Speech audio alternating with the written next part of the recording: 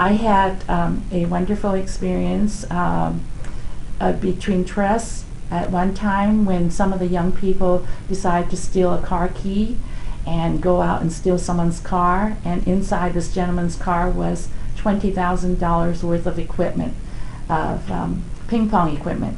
And we put our trust in the children, and with ourselves, the Senate Director and myself, we came up with a plan, and we said, we put out this notice, and I distributed it to everyone. We would like the keys returned and the car that was stolen with everything intact.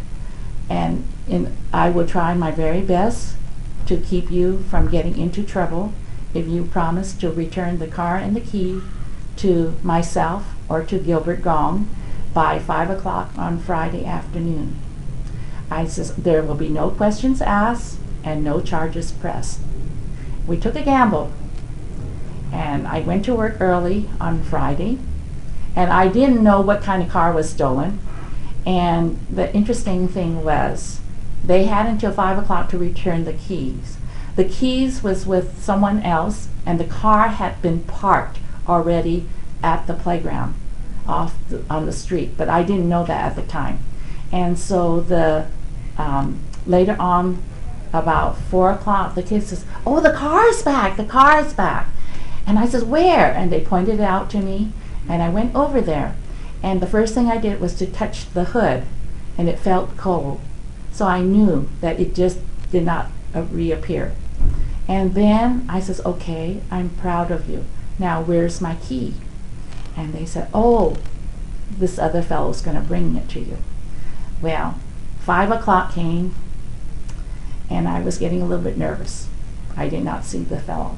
But I was out in the front thinking that I was going to get the key out under the tree. However, they were looking for me inside the playground. So there was a lapse of time, and it was like 5:02 when they finally got the key to me, and I was so relieved. And we had already told the policeman about it, and the policemen were there. And so the kids, they wanted to know, well, are they going to arrest them? I says, no, I will keep my promise. I told you nothing would happen. And so the children were gathered around, and they were watching me talk to the policeman. And then I was talking to him privately, and then the owner of the car came. And he went directly to his car and looked to see what was missing.